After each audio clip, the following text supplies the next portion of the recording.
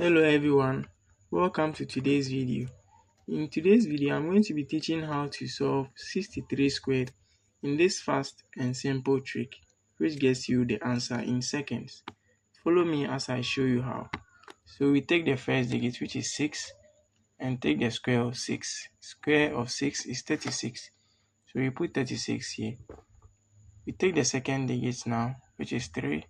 Take the square of 3, which is 9. We can write 9 as 09. Now what do? We multiply this and by the exponent. So 6 times 3 gives us 18 times 2 gives us 36.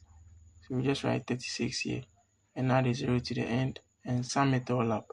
9 plus 0 is 9, 6 plus 0 is 6, 6 plus 3 is 9, and 3.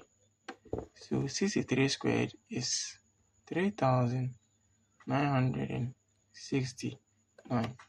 Thanks for watching this video and don't forget to subscribe and like. See you next time. Bye bye.